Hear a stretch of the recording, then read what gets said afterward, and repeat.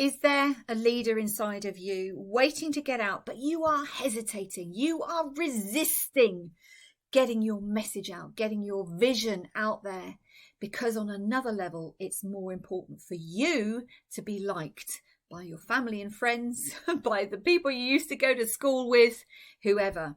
It's a big, big problem. If you are somebody particularly working in the not-for-profit sector, if your aim is to make the world a better place, you want to help other people, you want to support those worse off than you in any which way you can, but you're afraid of being aligned, showing up, speaking out, because you want to be liked, not only do you cause great confusion in your own beautiful brain, but you're going to be confusing the people you potentially want to meet, because you're not getting your message out there clearly. You're kind of stepping back and giving a diluted version of what it is that you want to speak about. So how can you actually unleash your inner leader? How can you get over yourself? Well, it's not going to happen overnight, but there are several things that you can do with your mindset to start moving towards that vision that you have, getting your message out so that you do reach more people. And the first thing you need to learn how to do is to detach. You need to detach from that desire to be liked. It doesn't actually matter if you don't want to be a leader. That desire to be liked really prevents people from reaching their full potential, getting their message out, and just being themselves. And not being yourself has a lot of consequences with regards to your mental health and potentially your physical health as well. So learn how to detach from that desire to be liked. Now, I speak from personal experience. When I first started working for the United Nations back in 1989, cool, that was a while ago, it was a very different situation because I was working for an Undersecretary General for the senior management of that particular agency. I couldn't go off for coffee and lunch and have a good old gossip about the boss. I would have been fired. There was a need to be discreet, a need to be diplomatic, a need to keep all information confidential.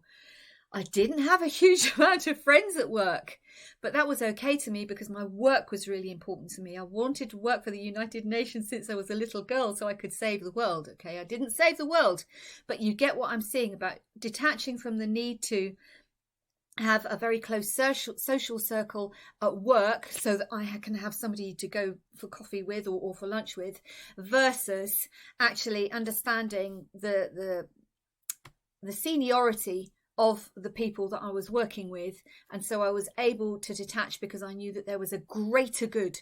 There was something much greater going on than me just having some nice friends at work.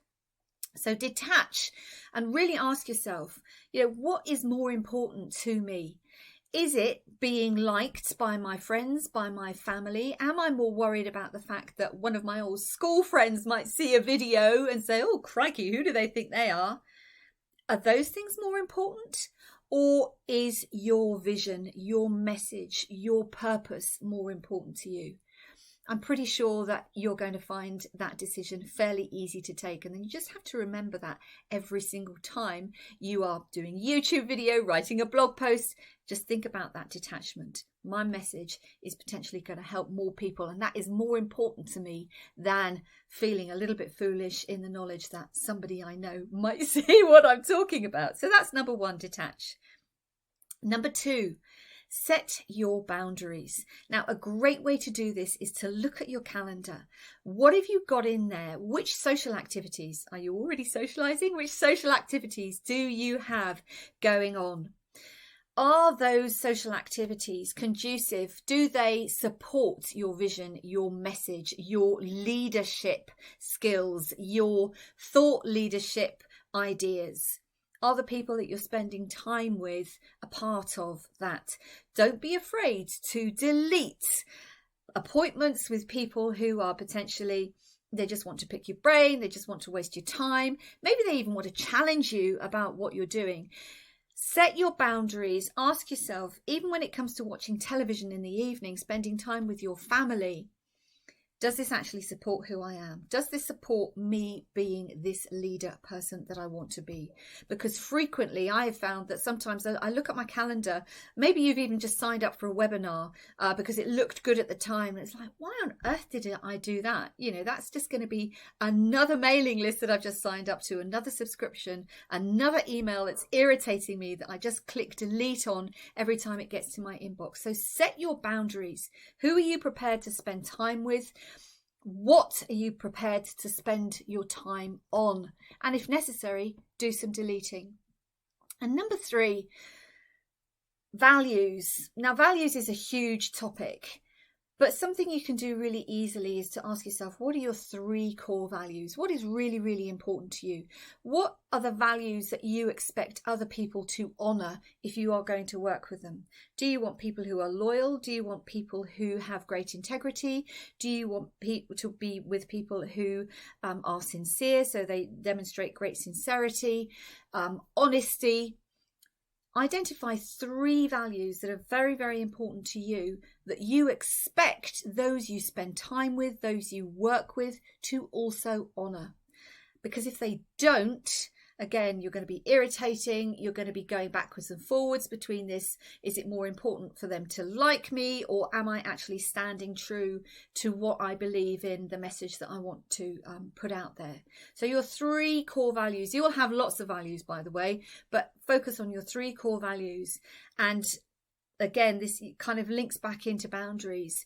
You know, do the people you spend time with, do they also honour those things that are important to you, to ensure that you're on the same wavelength, to ensure that you are going to get the results that you want, to ensure that you can actually be aligned, be the leader, be you, be honest about yourself, show the real you to others without being fearful of that. So the 3 tips there. Number 1 is to detach from the need to be liked versus you being the leader that you want to be. Number 2 is to set boundaries. Take a look at your calendar. Where am I spending my time? Take a look at your emails. Which subscriptions can I get rid of? And number 3, having a quick check-in about your core values, and do the people I spend time with, do they also honour values? Do they have similar values? Now, just before I finish, I want to ask you one more question, because this is the question that really got me thinking again about how prepared I was to step up without being worried about whether an old school friend might watch a video, or whether somebody in my family might think, oh crikey, what are they on about now? They're off on something completely different, and they think, I don't even know this person anymore. I want you to ask yourself this question. Instead of saying, you know, what if somebody sees me? What if somebody reads this and think I'm stupid? The question to ask yourself instead is, what if the person or people who really need to hear this message find you?